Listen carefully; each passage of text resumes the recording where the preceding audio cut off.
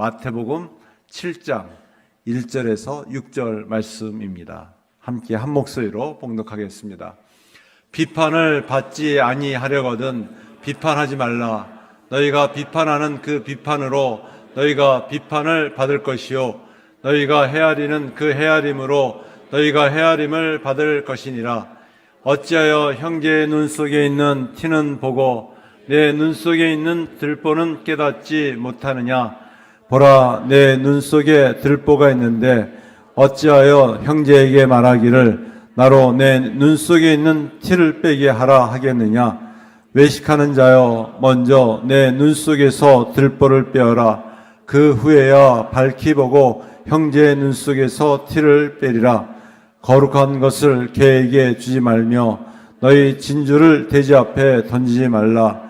그들이 그것을 발로 밟고 돌이켜 너희를 찢어 상하게 할까 염려하라. 아멘. 오늘 전하고자 하는 말씀은 바른 판단과 분별이라는 말씀입니다. 여러분은 누군가를 비판한 적이 있으시죠? 네, 저도 있습니다. 모든 사람이 다 사람들을 비판합니다. 다른 사람의 비판을 받고서 화난 적 없으세요? 분노한 적 없으세요? 네, 우리 모두가 또 다른 사람으로부터 비판을 받을 때 또 화가 나고 분노한 적도 있습니다. 우리는 다른 사람을 향하여서 공정한 비판을 한다고 생각하지만 사실 감정적으로 화를 낼 때가 있어요. 거의 정죄하듯이 다른 사람을 심판자처럼 또 판단할 때가 있습니다. 요즘 우리는 보이는 이 현실의 세계에도 살고 있지만 보이지 않는 가상의 세계, 온라인 세계에서 많은 것들을 접하고 있습니다. 카톡도 우리 나이 드신 분들도 많이 하시더라고요. 또 하물며 유튜브도 우리가 지금 TV보다 더 많이 보시더라고요. 또 젊은 사람은 인스타그램도 있고 또 페이스북도 있습니다. 그런 온라인 세상에서는 자주 언급하는 것 중에 하나가 내로남불이라는 단어가 있습니다. 자신은 옳고 다른 사람은 다 틀리다라는 얘기예요. 누군가 잘못을 저지르면 그냥 벌떼처럼 사람들이 몰려들어서 여러 가지 댓글을 올립니다. 그 댓글이 좋은 글이 아니라 악플들이에요. 그러면서 신상털기라고 해서 과거의 모든 흔적까지 끄집어내어서 거의 마녀 사냥하듯이 사람을 힘들게 합니다. 근데 시간이 지나고 보면은 비판했던 사람들조차도 같은 실수를 하는 경우가 있어요. 뿐만 아니라 너무 그 비판이 가혹해요. 과장될 경우가 참 많습니다. 그래서 그 악플 때문에 스스로 목숨을 끊는 경우들도 허다합니다. 요즘 많은 사람들이 틀린 것이 아니라 다르다라고 얘기해요. 그런 말을 자주 합니다. 이 말은 다양성을 존중하는 어떤 시대에 살고 있지만 때로는 잘못된 것을 분별하지 못하기 때문에 그렇게 여기기도 합니다.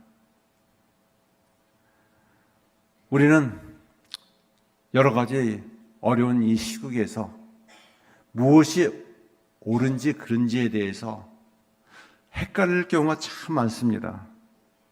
그래서 우리가 정의를 위해서 비판한다고 생각하지만 사실 감정적인 비난을 할 때가 많습니다. 반대로 정의를 위해서 행동해야 할 때는 방관하고 침묵할 때도 있습니다. 우리는 직장에서 또 친구들과의 관계에서 또 대인 관계에서 끊임없이 상대방을 판단하고 비판하며 살아갑니다. 그런데 과연 그 비판이 옳은가 바른가 한번 살펴보아야만 합니다. 오늘 예수님께서 우리에게 말씀하십니다. 우리가 어떻게 해야지 바른 판단을 내리고 분별력을 가지고 살아갈지에 대해서 우리에게 말씀하고 있어요. 오늘 말씀 1절과 2절 말씀입니다. 우리 함께 한 목소리 읽어볼까요? 비판을 받지 아니하려거든 비판하지 말라.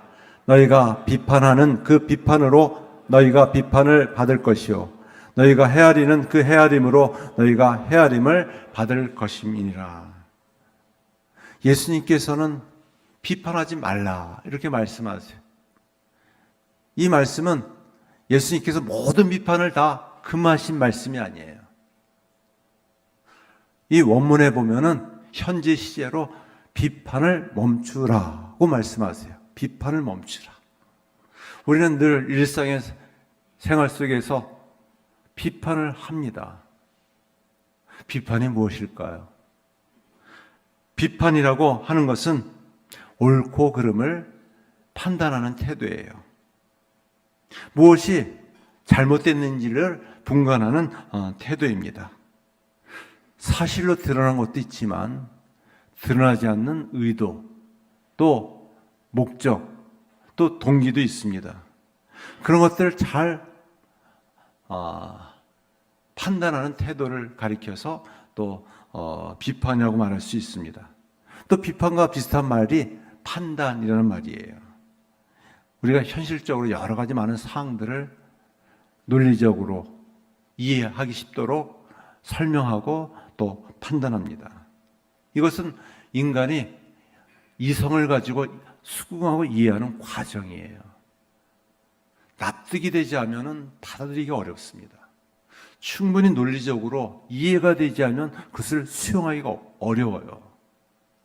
그래서 아무리 우리가 어른이라고 해서 또 우리가 어떤 다른 사람을 다스리고 또 지도하는 입장이라고 해서 일방적으로 끌고 갈 수가 없어요. 충분히 납득을 시키고 또 이해를 시켜야지만 끌고 갈 수가 있습니다. 요즘 종종 하물며 어린 아이들조차도 왜 그렇게 해야 돼요? 왜 그렇게 해야 돼요? 라고 하면서 반문할 때가 많아요. 이제 부모들도 그냥 이렇게 일방적으로 끌고 갈 수가 없어요. 충분히 그 아이의 눈높이에서 납득이 되도록 수긍이 가도록 잘 설명해 줘야지 그렇구나 그러면 그렇게 해봐야지 라고 하면서 따라올 수가 있습니다. 예수님은 비판하지 말라고 말씀하셨습니다. 이는 모든 비판을 금지하는 말씀이 아닙니다. 우리가 성경이 금지하는 비판이 있어요. 판단이 있습니다. 성경이 금지하는 판단은 무엇이냐? 먼저는 피상적인 판단이 있어요. 피상적인 판단은 그 사람의 다음 페이지입니다. 네.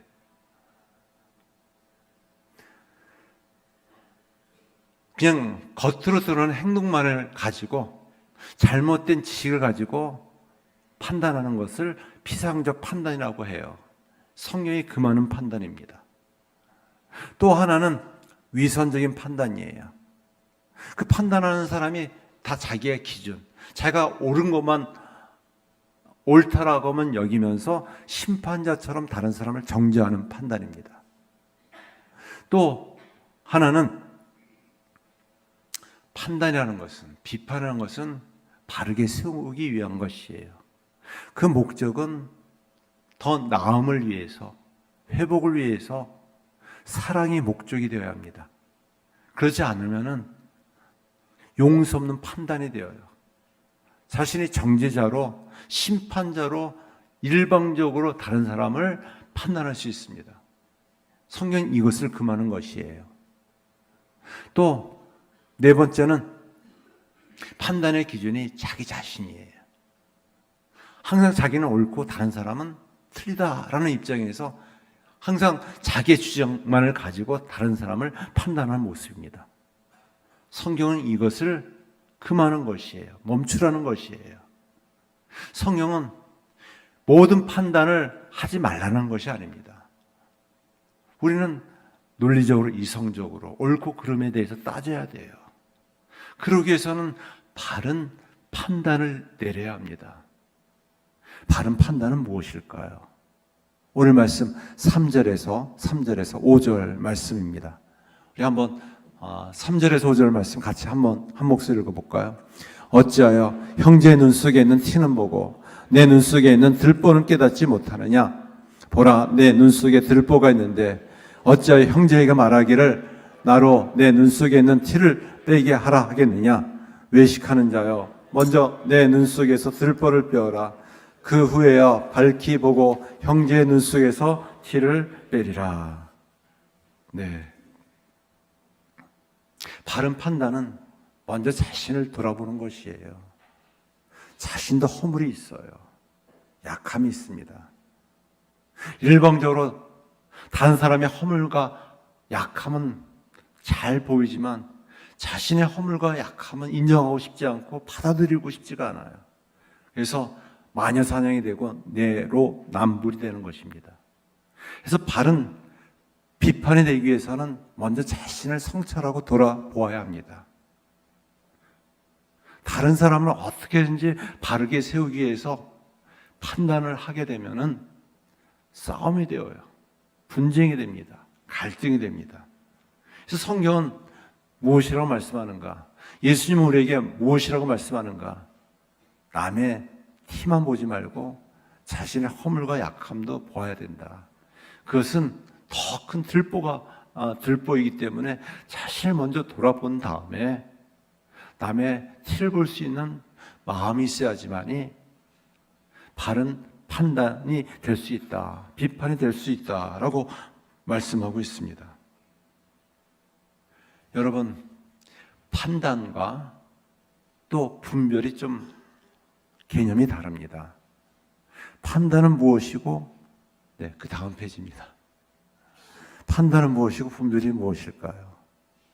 판단은 겉으로는 행동에 집중하는 태도예요. 반면에 분별은 그 마음, 동기에 집중하는 태도입니다. 또 판단은 나는 허물과 약함을 인정하지 않고 감추는 태도인 반면에 분별은 나의 허물과 약함을 인정하며 받아들이는 태도입니다.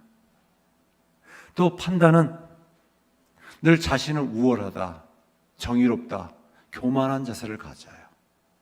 반면에 분별은 사람은 실수도 할 수 있고 넘어질 수 있다. 모든 삶의 여정 속에서 실수 있고 또 넘어질 수도 있기 때문에 한 단면만 보지 않고 종합적으로 보는 것이에요. 그래서 상대방의 입장을 이해하려고 하고 받아들이려고 하고 존중하는 태도입니다. 또 이 판단은 하나님의 자리에서 내가 서서 정죄자 입장에서 심판자 입장에서 하는 행동들이에요. 반면에 분별은 그 사람의 행위가 그 사람 전체가 아님을 인정하면서 그 사람을 어떻게 해서든지 좀 긍정적으로 이해하고 받아들이려고 하는 태도입니다. 또 판단은 잘못했으면 화가 나요. 분노가 나요. 또 자신이 갖고 있는 그런 약점이 드러나게 되면 낙심하게 되고 좌절하게 됩니다. 반면에 분별은 행위를 넘어서 드러난 행동을 넘어서서 그 마음을 잘 살펴서 내가 좀 더 기다려보자.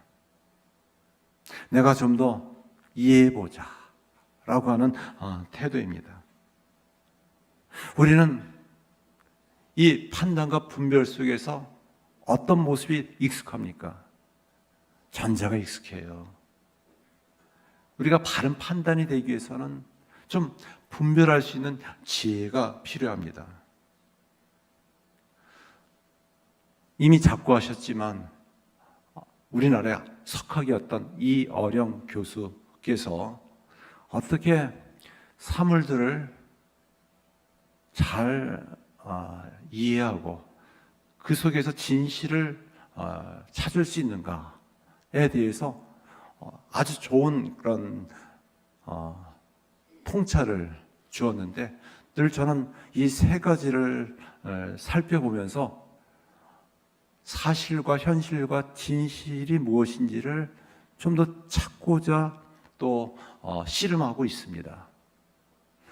이어령 교수가 삼실 삼찰이라고 말했는데, 이 첫 번째 이 실은 무엇이냐? 사실을 정확하게 관찰해야 된다는 것이에요. 우린 거짓된 소문에 두리뭉실한 어떤 잘못된 정보에 익숙해가지고 쉽게 속단하고 예단하고 또 결정할 때가 참 많다는 것입니다. 사실이 무엇인지, 그것도 정확한 관찰. 남이 이랬대더라, 남이 해석한 걸 가지고 그런 프레임을 가지고 판단하는 것이 아니고, 사실이 무엇인지를 자기가 직접 눈으로 또 여러 가지 육화 원칙을 통해서 사실에 근거한 관찰을 하는 것이 무엇보다 중요해요. 또 두 번째는 우리의 여러 가지 현실들을 어떻게 잘 받아들여야 되는가.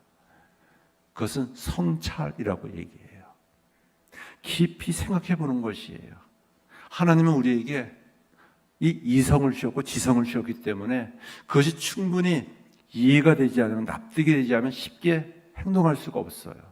너무 쉽게 조급하게 그냥 결정하지 마시고 판단하지 마시고, 이 일이 왜 일어났을까? 사실이 무엇이고 이 현실에 이루어지는 여러 가지 상황들을 유심히 지켜보는 것이에요. 그것이 성찰입니다. 또 진실을 어떻게 우리가 알 수 있을까? 드러나지 않는 숨겨진 의도와 목적이 무엇인가? 다른 방법이 없어요. 깊이 생각하면서 통찰을 얻는 것이 통찰. 이것은 하나님이 주신 아주 직관적인 능력, 지혜일 수가 있어요. 그래서 삼실, 삼찰이라고 얘기하는데 전 충분히 그것이 납득이 되고 이해가 가더라고요. 예수님께서는 비판하지 말라. 이것은 성경의 금지하는 비판하지 말라는 것이지, 우리는 옳고 그름에 대해서, 선악에 대해서 잘 관찰하고 또한 이성과 좀 이해를 가지고 그것을 납득이 되도록 좀 충분히 좀 생각을 해보고, 또 하나님께 지혜를 구하면서 충분한 통찰을 가질 때까지 좀 기다려 보는 것입니다. 우리는 상대방의 허물을 너무 쉽게 드러내요. 그리고 그것을 정죄하듯이 심판자 입장에서 내가 무엇인가 된 것처럼 나는 무음한 사람이고 나는 하나님처럼 군림하는 사람으로 쉽게 속단하고 또 판단하는 경우들이 많습니다. 우리가 좀 더 바른 비판은 무엇이냐? 그것은 나도 허물이 있고 약함이 있다는 것을 인정하며 받아들이면서 자신을 돌아보는 것이에요. 그리고 상대방이 정죄의 대상이 되어서는 안 됩니다. 미움의 대상이 되어서는 안 됩니다. 어떻게든지 그 문제들을 통해서 내가 반드시 응징하리라, 심판하리라. 그것은 하나님의 자리에 교만하게 서 있는 것이에요. 오히려 기도의 대상이 되어야 합니다. 나도 한때는 그랬지. 나도 저렇게 실수가 많지. 라고 하면서 기도하면은 하나님께 지혜를 주시고 또 새로운 은혜를 부어 주십니다. 그래서 예수님께서는 말씀하시기를 다른 사람을 판단하기 전에 먼저 자신의 눈에 들보를 제거하라고 말씀하세요. 다른 사람을 바로 잡기 전에 스스로 자신을 돌아보고 겸손한 태도를 취해야 함을 가르치고 있습니다. 긍휼한 마음으로 상대방의 약함을 대할 때 비판의 대상이 아니라 정죄의 대상이 아니라 기도의 대상이 되어야 합니다. 이를 위해서는 먼저 자신의 허물과 약함을 인정하고 받아들여야 합니다. 그리고 하나님도 나 같은 죄인을 살려주신 하나님의 긍휼, 하나님의 자비, 하나님의 용서를 또 깊이 깨달아야만 합니다. 그럴 때 새로운 변화, 은혜를 경험할 수 있습니다. 우리가 바른 판단, 분별을 갖기 위해서는 어떻게 해야 할까요? 오늘 말씀 6절 말씀입니다. 6절 말씀 같이 한 목소리로 읽어볼까요? 거룩한 것을 개에게 주지 말며 너희 진주를 돼지 앞에 던지지 말라. 그것을 발로 밟고 돌이켜 너희를 찢어 상하게 할까 염려하라. 우리가 판단 이전에 좀 분별력을 갖기 위해서는 어떻게 해야 하는가? 바른 판단과 분별력을 키워야 합니다. 한순간에 이루어지지 않습니다. 예수님께서는 당시에 전해졌던 관용어, 거룩한 것을 개에게 주지 말며 너희 진주를 돼지 앞에 던지지 말라. 그래서 거룩한 것, 진주는 무엇일까요? 쉽게 변하지 않는 영원한 것, 참된 것을 말해요. 개, 돼지, 더럽고 또 이성이 없는 그냥 날뛰는 격분하는 모습이에요. 우리가 본질적인 것, 참된 것, 변하지 않는 것, 참는 것을 추구해야 된다는 것이에요. 다시 말해서 변하지 않는 것이 있어요. 세상은 변하고 사람은 변해도, 시대는 변해도 하나님의 말씀은 변하지 않습니다. 우리에게 주신 이 복음의 진리는 바뀔 수가 없습니다. 우리 성도들은 아무리 시대가 어둡고 힘들어도 진리의 말씀, 하나님의 말씀을 기준으로 삼아 붙잡고 있어야 합니다. 세상은 진리가 어디 있느냐? 다 내 주목을 믿고 이 세상의 재물을 믿어야지 살 수 있지 않겠느냐라고 하지만 우리가 하나님의 말씀을 믿고 복음의 진리를 믿고 순전한 마음으로 씨름하며 살아야만 합니다. 무엇보다 우리가 분별력을 키우기 위해서는 어떻게 해야 되는가? 히브리서 5장 13절과 14절 말씀입니다. 우리 같이 한 목소리 읽어볼까요? 이는 젖을 먹는 자마다 어린아이니 의의 말씀을 경험하지 못한 자요 단단한 음식은 장성한 자의 것이니 그들은 지각을 사용함으로 연단을 받아 선악을 분별하는 자니라. 하나님께서 우리에게 지성을 주셨어요. 이해할 수 있는, 납득할 수 있는 그런 이해력을 주셨어요. 그래서 신앙생활도 너무 감정적으로 해서는 안 됩니다. 아무거나 믿으십시오. 미신적인 행위가 되어서는 안 됩니다. 또 열심히 믿으십시오. 광인적인 태도가 취해서는 안 돼요. 처음에는 그런 열심히 있어야 되지만 시간이 지날수록 충분히 하나님께서 우리에게 납득할 수 있는 지성을 주셨고 이해력을 주셨어요. 그래서 그것이 바른 것인지 옳은 것인지 잘못된 것인지를 말씀을 기준으로 삼아 변하지 않는 본질적인 이 복음의 진리를 가지고 분별하는 것이에요. 살펴보는 것입니다. 처음에는 잘 안 돼요. 그래서 성경은 이것을 무엇이라고 말하는가? 지각을 사용하여 연단을 받아. 연단이란 무엇일까요? 훈련을 얘기해요. 여러 가지 시험을 얘기해요. 여러 가지 실패도 있고 또 실수도 있지만 계속 반복적인 그런 실패가 되지 않도록 경험 삼아서 반면교사 삼으면은 그렇구나. 말씀대로 순종하며 사는 것이 이런 것이구나 라는 걸 깨달으면서 쉽게 조급하게 결정하고 판단하지 않고 남을 정죄하고 심판자처럼 자꾸만 옳고 그름을 가지고 미워하지 않고 분쟁하지 않고 내가 좀 기다려보자, 좀 기도해보자 라고 하면서 이제 옳고 그름을 분별할 수 있는 지혜, 하나님이 주시는 그런 탁월한 직관력을 주세요. 그러기 위해서는 첫 번째가 무엇이냐? 같이 읽어볼까요? 겸손한 태도를 유지해야 합니다. 자신의 한계를 인정해야 돼요. 나도 약해요. 부족해요. 우린 교만하면 꼭 넘어집니다. 그래서 자신의 한계를 인정하면서 하나님의 지혜를 구하는 자세가 필요합니다. 그 태도가 겸손이에요. 알아도 모른 척, 몰라도 모른 척. 제발 좀 가르쳐 주시죠. 그래서 좀 귀를 열고서 마음을 열고서 한번 듣는 것이에요. 경청하는 태도입니다. 두 번째는 무엇이냐? 무엇이라고요? 성령의 인도함을 구해야 합니다. 자기 생각만이, 자기 뜻만이, 자기가 경험한 것만이 전부가 아니기 때문에 진리의 영이신, 내주신 성령의 도움을 구하는 것이에요. 성령께서 우리를 진리로 인도해 주십니다. 바른 길로 인도해 주십니다. 그래서 기도와 간구로 주 앞에 나아가는 것이에요. 세 번째는. 그래서 그냥 형식적인 그런 상투적인 타성해졌는 그런 기도가 아니라 그냥 중언부언하는 기도가 아니라 깊은 내면을 살펴보면서 자신의 삶의 내면을 복귀하면서 주님 지혜를 주세요. 은혜를 주세요. 그러면서 하나님의 말씀을 묵상하면서 하나님은 어떤 뜻을 갖고 계신가? 어떤 계획을 갖고 계시는가?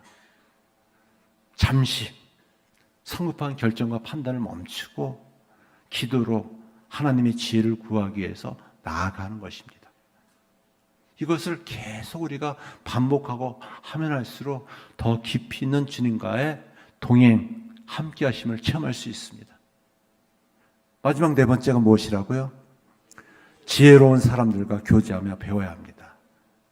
항상 앞서서 실패를 통해서 더 성장하고 성숙한 지혜로운 사람이 있어요. 일부러 찾아가서 상담을 구하기도 하고 또한 조언을 구하기도 하면서 함께 교제하는 것이 배우는 것입니다. 신앙은 혼자 하는 것이 아니고요. 함께 같이 하는 것입니다. 하나님께 지혜를 구할 뿐 아니라 좀 더 성숙하고 성장한 사람에게 찾아가서 신앙적인 권면, 지도와 조언을 구하는 것이에요. 그러면 또 좋은 어떤 지혜를 얻을 수 있고 또 위기와 어려움들을 잘 모면할 수가 있습니다. 말씀을 읽습니다. 오늘 우리는 정보의 홍수 속에 살아가고 있어요. 무엇이 진리인지, 무엇이 옳은 것인지를 분간하지 못하고 헤매며 살 때가 많습니다. 우리는 깊이 씨름하고 고민하고 있습니다. 우리는 무엇보다 바른 분별력을 갖추기 위해서는 겸손해야 돼요. 내가 아는 것이 지극히 짧다, 한계가 있다. 그리고 무엇보다 하나님의 말씀을 기준 삼아야 합니다. 하나님의 말씀은 참되고 영원한 것입니다. 우리 삶의 기준이 될 때 등불이 되고 나침판이 되고 거울이 될 수가 있어요. 우리는 자신의 내면을 이 말씀의 거울을 통해서 살펴보면서 쉽게 남을 정죄하고 판단자보다는 자신을 잘 살피면은 오히려 비판이 사랑으로 사람을 세우는 역할이 될 수가 있어요. 그 동기와 목적이 사랑이 되지 않으면은 쓴뿌리와 나쁜 열매로 분쟁과 다툼 속에 공동체는 무너집니다. 가정이 무너져요. 교회가 무너져요. 이 세상이 무너집니다. 대인관계가 무너져요. 모든 비판은, 분별은 그 목적이 선해야 합니다. 바르게 세우기 위해서. 사랑의 동기가 되어야 합니다. 상대방을 나보다 낮게 여기면서 혹시 내가 부족한 것이 없는가? 어떻게 함께 같이 세워질 것인가? 하면은 결국은 합력하여 선을 이루게 됩니다. 우리가 결코 세상의 이 변화에 대해서 민감해야 되겠지만 세상의 가치관과 또한 세상의 방식에 쉽게 타협해서는 안 됩니다. 하나님의 말씀을 기준 삼아 지혜롭게 소통하면서 또 귀 기울이면서 우리가 분별력을 가지고 하나님의 뜻을 구하며 하나님의 마음을 가지고 우리의 공동체를 더욱 든든히 세워나가기를 간절히 바랍니다. 하나님께서 우리에게 은혜를 주시고 지혜를 부어주실 줄 믿습니다. 기도드리겠습니다. 하나님 아버지 감사합니다. 참으로 힘들고 어려운 시대를 살아가고 있습니다. 바른 판단과 분별력을 키우게 하여 주시옵소서. 늘 넘어지고 쓰러질 때 많습니다. 사람을 쉽게 정죄하고 자신이 갖고 있는 기준으로 또 판단하기보다는 사랑의 마음을 가지고 함께 같이 세워나갈 수 있게 하여 주시옵소서.